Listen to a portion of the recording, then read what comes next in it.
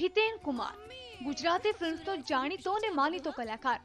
જો કે એને નિષ્ફળતા પણ મળી છે, પરંતુ હિતેન કુમારના નામે ચડેલી સફળ ફિલ્મ્સની સંખ્યા વધારે છે. જુઠ્ઠા, હું સારી રીતે ઓળખું છું સુરત દીકરા તને.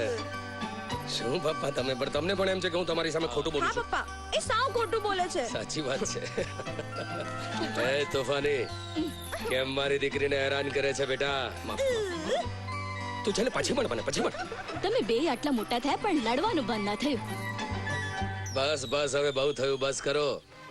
પરંતુ આખરે શું છે હિતેનના હિટ થવા પાછળનું રાજ? આખરે એવું તો શું છે શુકનવંતુ કે એની ફિલ્મ સફળ થાય છે?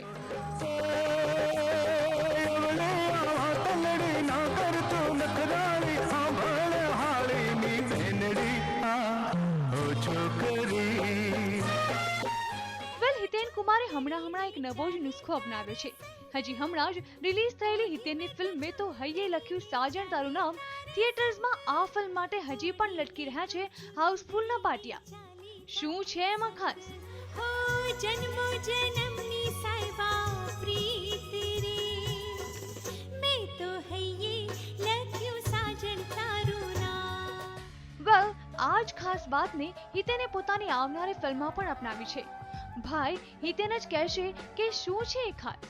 આ સ્પેશિયલી આ વર્ષ દરમિયાનમાં માત્ર 12 મહિનામાં 11 જુદા જુદા પ્રકારના પાત્રો ભજવી રહ્યો છે, જ્યાં વ્યાખ્યાઓ બદલાય છે કે નાયક એટલે માત્ર 26 વર્ષનો રોમાન્સ કરનારો માણસ નહીં, પ્રોટોગનિસ્ટ હવે આપણી ભાષાની ફિલ્મમાં 58 વર્ષ પણ હોઈ શકે કે 85 વર્ષનો પણ હોઈ શકે.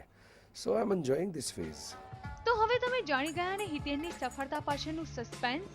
અત્યાર સુધીમાં હિતેને ગુજરાતી ફિલ્મના હીરો તરીકે અલગ અલગ ભૂમિકાઓ ભજવી છે, પરંતુ હવે હિતેન કંઈક હટકે જ કરવા માંગે છે. હિતેન કુમાર હવે ભજવી રહ્યો છે ડબલ રોલ. ડબલ રોલમાં પણ સ્પેશિયલી બાપ દીકરાનો રોલ કરવો એ તેના માટે છે કંઈક ખાસ. આ એક ફિલ્મ કરી રહ્યો છે જેની અંદર બાપ અને દીકરો બંને કરી રહ્યો છે. આની પહેલાં જાન્યુઆરીથી હમણાં સુધીની જે ફિલ્મો આવી, છેલ્લા અઠવાડિયે જે રિલીઝ થઈ, એમાં પણ બાપ અને દીકરો કર્યો, પણ એ બાપ અને દીકરો અને આ ફિલ્મનો બાપ અને દીકરો પણ જુદો હશે. મારા માટે બહુ મોટી ચેલેન્જ છે. એક બીજી ફિલ્મ મારી આવી રહી છે ગૌતમ અધિકારીની, સબ ટીવીવાળા, જેમાં પહેલી વખત કદાચ ગુજરાતી સિનેમામાં પ્રોટોગનિસ્ટ કે કથાનો નાયક 58 વર્ષનો છે, અને એ રોલ પણ મારા ભાગે આવ્યો છે, અને જેટલું બની શકે એટલું એન્જોય કરવાના મેં પ્રયત્ન કર્યા છે. મને ખાતરી છે કે આપણા પ્રેક્ષકોને પણ એ ચોક્કસ ગમશે. જો કે હિતેન કુમારને અલગ અલગ ભૂમિકા ભજવવાની તમન્ના છે. હિતેને અત્યાર સુધીમાં અલગ અલગ ભૂમિકાઓ ભજવવાની તક ક્યારેય છોડી નથી, અને એટલે જ તો એને આ સિદ્ધિ મળી છે. તો હિતેન કુમાર ફરી એકવાર ડબલ રોલ, અને એ પણ ફરી બાપ દીકરાના રોલ સાથે પોતાની કિસ્મત અજમાવવા છે તૈયાર. હિતેનની આવનારી ફિલ્મ લોહીના સોગંદમાં ફુલાવી મારી પ્રીતમાં પણ હિતેન નિભાવશે બાપ દીકરાનો ડબલ રોલ. આ રોલ પણ હશે હટકે. હવે આ હટકે રોલ હિતેન માટે કેટલો શુકનવંતો બની રહેશે એ તો જોવું જ પડશે.